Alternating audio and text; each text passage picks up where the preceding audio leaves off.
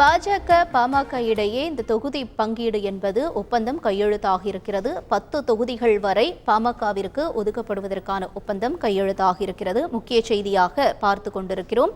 பாமகவுக்கு எந்தெந்த தொகுதிகள் என்பது உரிய நேரத்தில் தெரிவிக்கப்படும் என்றும் அண்ணாமலை அவர்கள் கூறியிருந்தார். தொடர்ந்து இந்த நிலவரம் தொடர்பான தகவல்களை செய்தியாளர் கோபிநாத் வழங்க கேட்கலாம். கோபிநாத், தொடர்ந்து என்ன நிலவரம் நீடிக்கிறது? இப்ப இந்த 10 தொகுதிகள் அப்படின்னும் பொழுது அது எந்த தொகுதிகளாக இருக்கும் என்பதுதான் பலருடைய கேள்விகளாக இருக்கும். இதனுடைய இந்த விவரங்கள் நமக்கு எப்ப கிடைக்கப்பெறும்? என்ன நிலவரம்? இந்த நேரம் வரை முடிவு செய்யப்பட்ட 10 தொகுதிகள், அதாவது பாஜகவுடன் தேர்தலை சந்திக்க தயாரான பாட்டாளி மக்கள் கட்சி தங்களோட வெற்றி வாய்ப்புகள் அதிகமாக இருப்பதாக கருதக்கூடிய அந்த 10 தொகுதிகளை அவங்க கேட்டு பெறுவதற்கான முழு நடவடிக்கை மேற்கொண்டிருக்காங்க. ஏற்கனவே பேச்சுவார்த்தையிலும் இந்த தொகுதிகள் பேசப்பட்டிருக்கு. நமக்கு கிடைத்த தகவல் அடிப்படையில தர்மபுரி, கடலூர், விழுப்புரம் தனி தொகுதி, சிதம்பரம் தனி தொகுதி, ஆரணி, அரக்கோணம், ஸ்ரீபெரும்புத்தூர், சேலம், மத்திய சென்னை, தென் மாவட்டங்கள திண்டுக்கல் இப்படின்ற ஒரு 10 தொகுதிகளை ஒரு நமக்கு கிடைச்ச தகவலை பார்த்துட்டு இருக்கோம். மாநிலங்களவை இல்ல.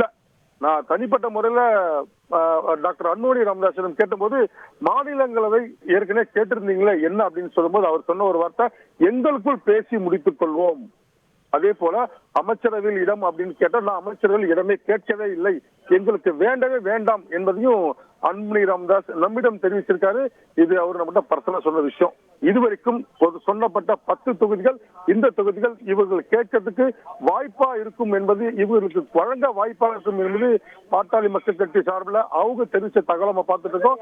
தொடர்ந்து 10 தொகுதிகள் மட்டும்தான் மாநிலங்களவை, பின்னர் எங்களுக்குள் பேசி முடிவெடுக்கப்படும் என்பதுதான் டாக்டர் அன்புமணி ராமதாஸோட தகவலா பார்த்துட்டு இருக்கோம். இதுவரைக்கும் சுமூகமான இந்த ஒப்பந்த நிகழ்வு முடிந்ததுன்னு சொல்லலாம். அடுத்தது இவங்க அடுத்த கட்டமா சேலம் பிரதமர் மோடியோட நிகழ்ச்சி கிளம்புறதுக்கு தயாராக தகவல் தான். இங்க இருக்க தைலாபுரத்தில் இருக்கக்கூடிய நிலவரமா நம்ம பார்த்துட்டு இருக்கோம்.